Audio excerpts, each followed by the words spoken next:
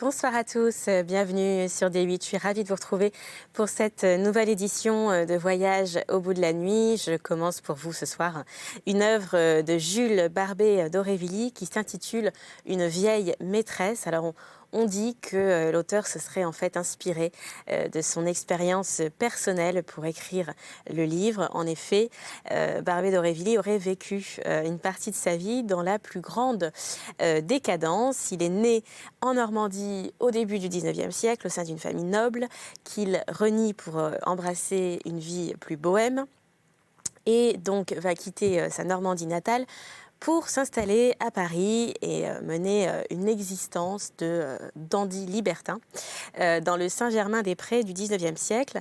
Alors il va mener en fait une vie assez superficielle, de fêtes permanentes où il accumulera les conquêtes et va se perdre donc dans ce milieu qui n'est pas le sien. Et va très rapidement donc se rendre compte que ces excès d'alcool et d'opium vont ruiner sa santé. Et il va avoir cette prise de conscience qui va donc le changer radicalement. Et il va se repentir, devenir un fervent catholique très, très rigide, particulièrement intolérant apparemment.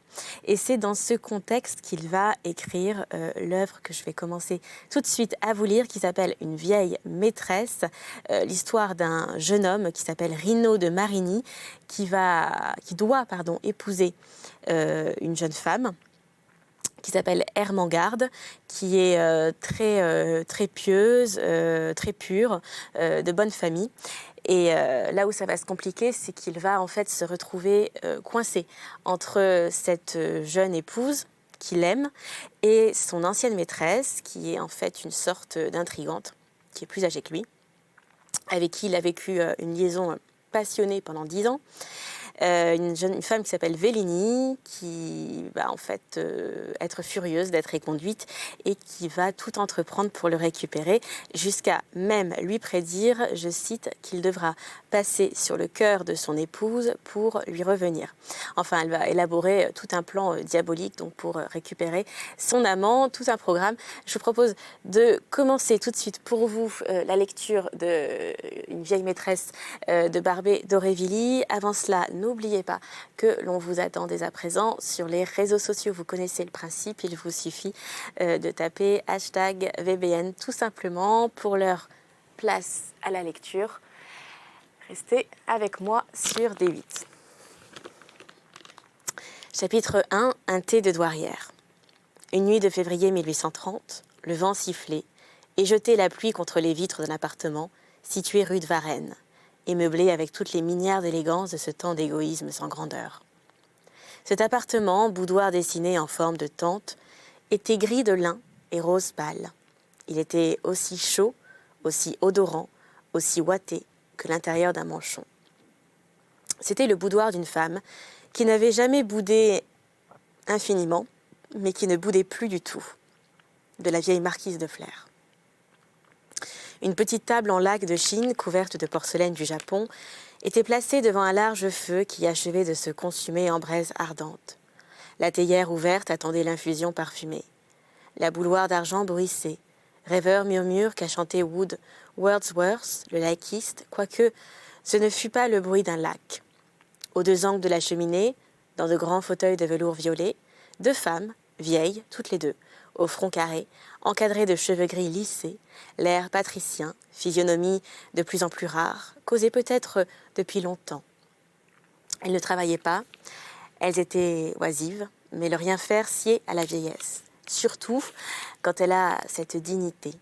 Entre ces 2 nobles et antiques cariatides, entre ces vieilles aux mains luisantes et polies comme la porcelaine dans laquelle elles allaient boire leur thé, il y avait, capricieusement assise sur un coussin de divan à leurs pieds, une jeune fille dont le profil, éclairé par l'écarlate reflet de la braise, ressemblait à la belle médaille grecque qui représente Syracuse, non sur du bronze alors, mais sur un fond d'or enflammé. Elle avait travaillé tout le soir, en silence, mais la soirée s'avançant toujours, fatiguée de son éternelle tapisserie, elle l'avait laissé rouler de ses mains avec une nonchalance douloureuse. Puis elle s'était levée, avait pris la bouilloire au foyer et s'était mise à verser l'eau fumante sur les feuilles qui devaient l'embrer doucement de leur parfum.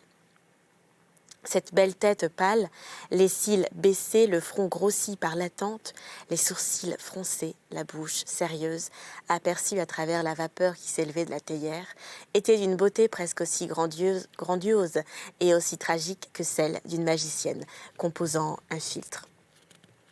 Hélas, de philtre, elle n'en composait pas.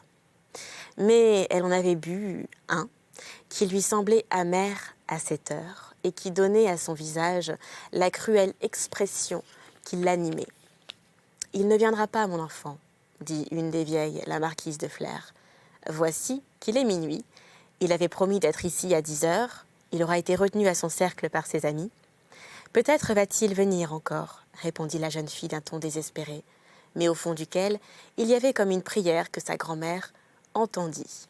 « Non, il ne viendra pas, » reprit la marquise d'un ton absolu, mais sans dureté.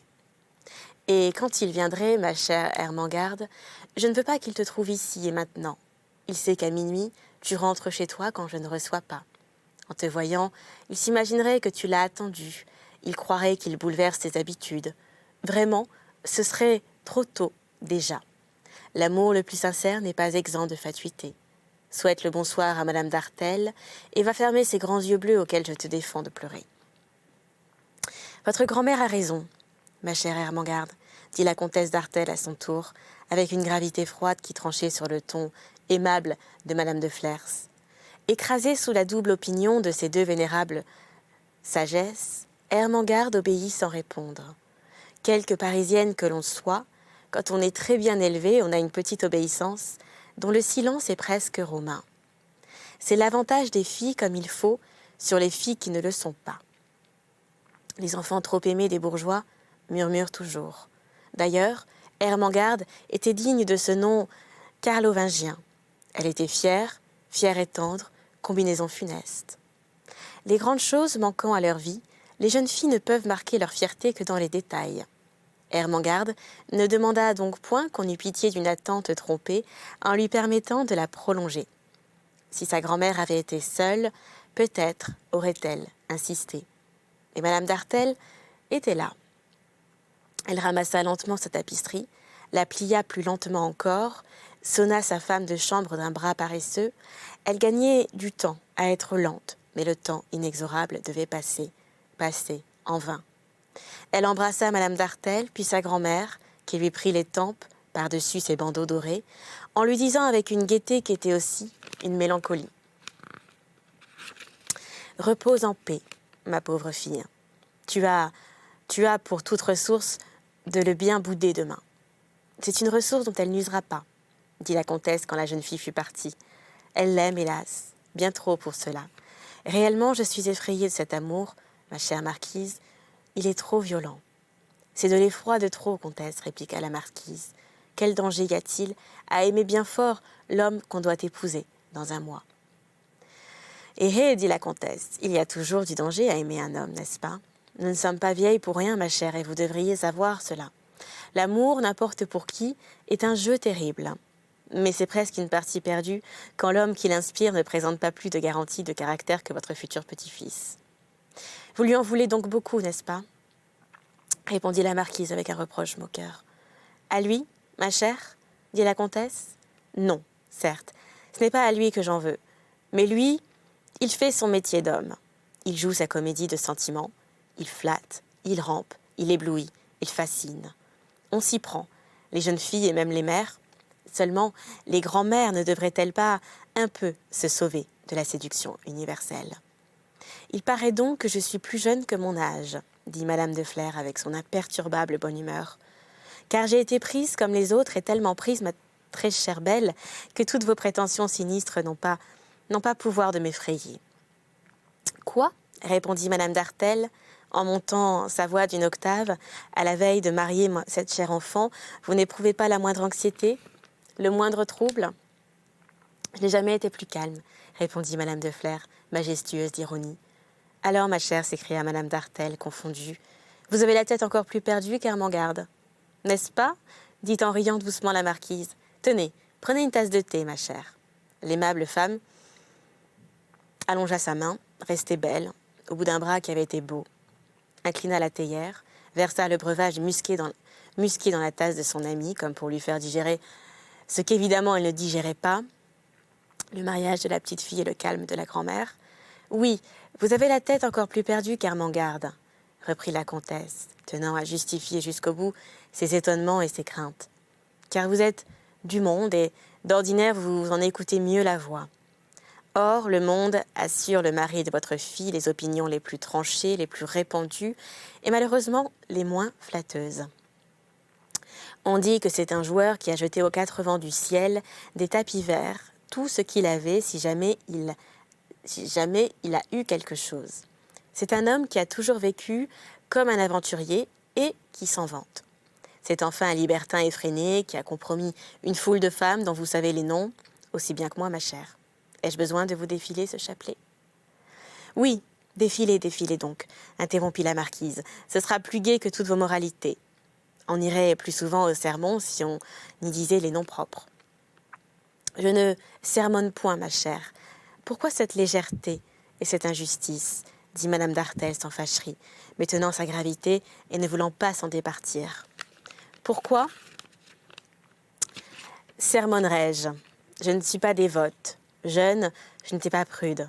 Vieille, je ne me soucie pas d'être pédante. J'ai vécu à peu près comme vous, moins le bonheur dans le mariage que vous avez eu et que j'ai manqué. À cela près, nous avons appris la vie des mêmes maîtres. Nous avons vu le même monde. Nous avions les mêmes goûts et presque les mêmes sentiments. Cette fabuleuse chimère d'une amitié entre femmes et d'une amitié qui dure 40 ans en se voyant tous les jours, n'est-elle pas la preuve que nous différons de bien peu et que nos jugements sur toute chose doivent infiniment se ressembler ? Ne puis-je donc m'étonner, cher ami, si dans une grande occasion comme celle du mariage d'Ermengarde, nos manières de voir sur l'homme qu'elle épouse sont diamétralement opposées, et au nom de notre amitié, au nom de l'intérêt de la petite, ne puis-je m'en infliger ? Ne puis-je en parler sans avoir l'air de faire un sermon ? Ma chère comtesse, me voici sérieuse, dit la marquise de Flers, émue, en tendant la main à son amie. N'imputez jamais à mon cœur les péchés de mon esprit.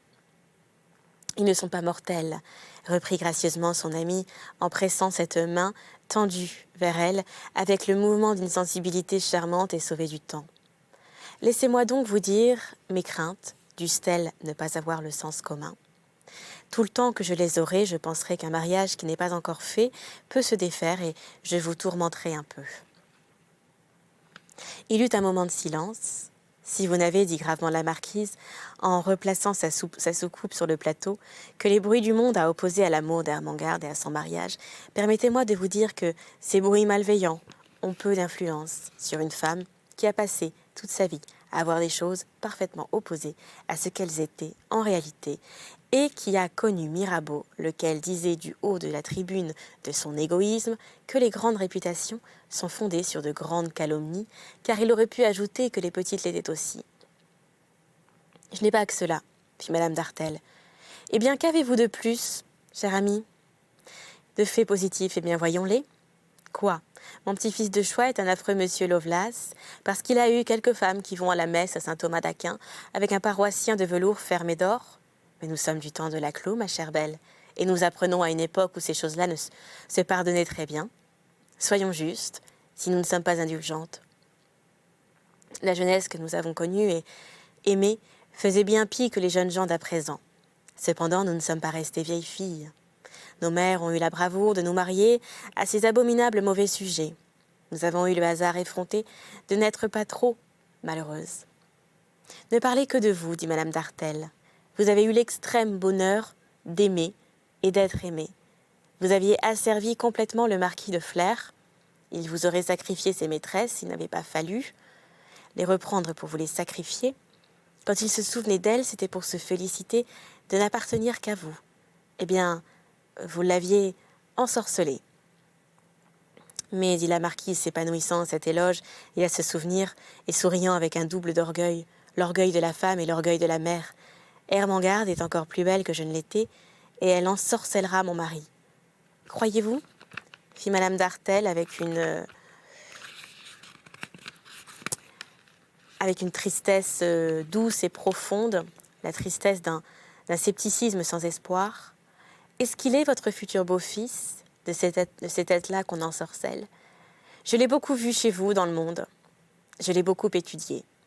Vous m'avez parfois trouvée pénétrante, mais je ne crois pas qu'un pareil homme puisse porter le poids d'une domination quelconque. Si allégé qu'il soit par l'amour, il a des facultés d'esprit fort étendues, c'est incontestable. Mais né pour le commandement, il porte dans toutes les relations de la vie une ambition d'influence qui le rend peu propre à en subir une. Ses passions sont des passions de maître. Voyez comme malgré son amabilité, trop charmante pour n'être pas jouée, il opprime déjà Ermengarde, comme avec un froncement des sourcils, il la fait obéir et trembler. Et pourtant, Ermengarde est un caractère fier et résolu. Cela m'a bien souvent révoltée. Ses manèges ne m'en imposent point. Il passe pour très éloquent auprès des femmes. Il les magnétise avec des flatteries adorables ou des impertinences qui a l'air de doubler de tendresse. Il a des paroles obscures et chatoyantes qui font rêver. Mais toute cette éloquence, tous ces entortillements de serpent câlin aux pieds des femmes ne sont que l'expression de son orgueil et de son mépris pour nous. Il veut dominer, despotiser les âmes, se trouver dans les relations de l'amour, une influence que les hommes qu'il blesse lui contestent, que les circonstances ne lui ont pas donnée sur eux.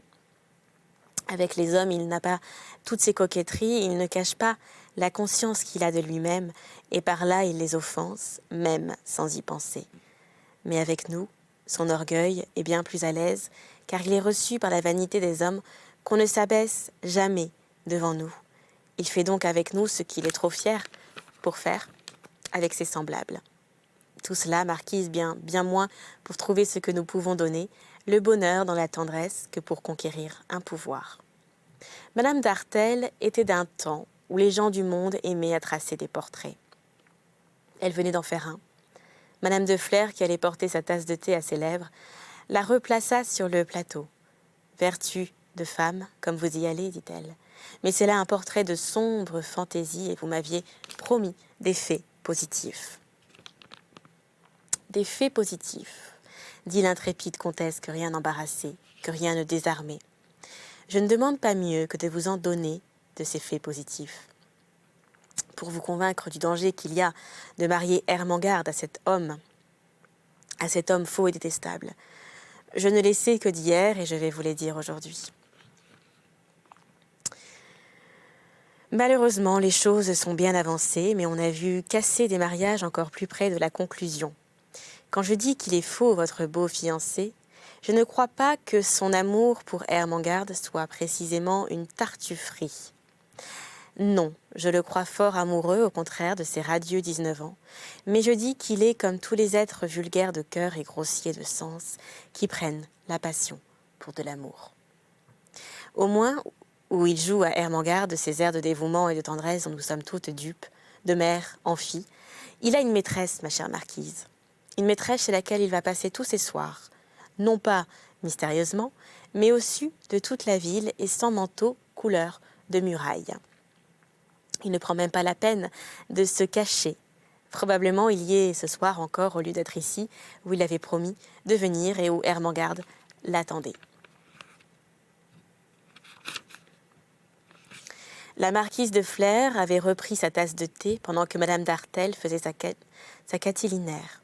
Elle l'a bu, et avec un demi-sourire où l'indulgence et la malice se fondaient. « Ah, dit-elle en se ravisant, c'est Madame de Mandose ?»« Non, ma chère, non, ce n'est pas Madame de Mandose, dit à son tour et très vivement Madame d'Artel. »« Alors, c'est Madame de Solcy, reprit la pétulante marquise. »« Ni l'une, ni l'autre, fit Madame d'Artel. Est-ce que vous m'allez nommer tout le faubourg Saint-Germain ? Vous êtes plus mauvaise langue que moi, ma chère. Je sais que les haïssables succès de Monsieur de Marigny ont été très nombreux. Madame de Solcy, Madame de Mandose, et malheureusement beaucoup d'autres ont fait 1000 folies pour lui, et ce n'est pas une raison pour qui il ne les voit plus dans les salons de Paris ou même chez elle. L'amour dans une société de gens bien élevés ne doit pas emporter toutes les relations de la vie. Mais la maîtresse actuelle de Monsieur de Marigny n'est pas une femme comme il faut. C'est une créature qu'il a depuis 10 ans, qu'il a peut-être toujours eue.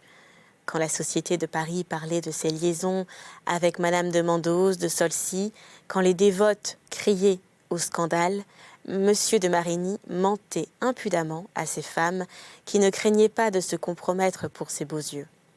Elles étaient, ma chère belle, dans la position où Ermengarde va se trouver, mais avec le mariage en su. « Comment savez-vous cela ?» dit la vieille marquise, entassant les rides sur son front devenu songeur. « Eh bien, je l'ai su, reprit la comtesse, par le vieux vicomte de Brogny. C'est un vieux lynx, il est très fin, très madré, il est un peu de ces vieillards qui eussent regardé Suzanne au bain par le trou de la serrure, mais s'il menait la vie d'un sage, nous ne saurions rien de tout ce qu'il nous faut savoir. Le vicomte connaît la donzelle, il va chez elle, où il y allait autrefois. Il vous donnera, si vous voulez, les détails les plus circonstanciés sur cette liaison qui me paraît assez ignoble. 10 ans, répondit Madame de Flers. Les mariages persans n'en durent que 7. En Italie, les Sigisbées, qui fêtent parfois des cinquantaines, sont d'assez minces possesseurs. Ils sont la petite monnaie de cet imbécile de Pétrarque. Mais 10 ans de possession intégrale à laquelle la loi n'oblige pas, ajouta-t-elle avec un reflet tiède du XVIIIe siècle dans les idées. Voilà quelque chose de singulier en plein Paris. Malepeste, il faut que cette femme soit bien belle ou terriblement habile pour ramener des bras de toutes les autres femmes un homme comme Monsieur de Marigny. Eh bien, figurez-vous pas du tout, fit Madame d'Artel, qui tenait à verser sa goutte d'acide prussique dans toutes les pensées de son amie. Le vicomte l'a dit assez laide, d'un caractère fort extravagant, plus âgé que Monsieur de Marigny, qui a 30 ans. « Mais ce ne sont pas là des séductions bien omnipotentes, dit la marquise. Votre vieux scélérat de vicomte n'a vu cette femme que dans son salon. A-t-elle un salon? Marigny l'a vue d'ailleurs. Cela change la thèse. Les meilleures actrices ne sont bonnes que dans certaines pièces. Moi, je fais ce raisonnement-ci, ma chère. Ou c'est une ancienne relation craquant de toutes parts depuis le temps qu'elle dure, et alors Armengarde rompra ce nœud tiraillé et usé en se jouant, ou la créature est à craindre, et alors si elle l'est beaucoup. Car Marigny a trop expérimenté les femmes pour ne pas les savoir à fond, et laide ou non, ce serait donc le résumé de toutes les séductions des autres, puisqu'on les quitte pour revenir à elles. Enfin, une espèce de maîtresse, séraille. Le mot était hardi, et le geste qui l'accompagna ne le fut pas moins. La marquise, née en 1760, qui avait traversé toutes les corruptions de Trianon, de l'émigration, de l'Empire, savait, quand il le fallait, sauter le bâton d'un mot vif. Elle avait eu la jambe leste, il lui restait l'esprit leste, un esprit avec lequel, dans sa jeunesse, le prince de Ligne avait pelotté. Il eût dit d'elle avec ses consonances qu'il recherchait comme une audace négligée. Elle avait l'esprit brillant, et coupant comme le diamant et attirant comme l'aimant, et rien n'était si provoquant ni si charmant, et ni au fond si bon enfant. Très spirituelle donc, comme on l'était encore en 1783, et comme on allait cesser de l'être, elle avait plus duré que son époque. Sa grâce était de si bonne trempe qu'elle avait résisté au mauvais ton de l'Empire. La société de la Restauration, cette société digne d'être anglaise, tant elle fut hypocrite, dut avoir horreur du haut goût de l'esprit de Madame la Marquise de Flers. À l'heure qu'il est, au faubourg Saint-Germain, ne prend-on pas pour du bon ton l'extrême pruderie en toute chose, et ne réalise-t-on pas un idéal de société à faire mourir d'ennui dans leur cadre les portraits de famille qui, heureusement, n'entendent plus. Ce sera donc la fin pour cet épisode, mais je vous propose que l'on se retrouve très vite pour la suite de cette œuvre de Barbé d'Aurevilly qui s'appelle Une vieille maîtresse. D'ici là, n'oubliez pas de nous rejoindre sur les réseaux sociaux en tapant #VBN ou directement sur le site de la chaîne www.d8.tv. Quant à moi, je vous embrasse. Je vous souhaite une très belle journée ou une très belle nuit si vous cherchez le sommeil. À très bientôt sur D8.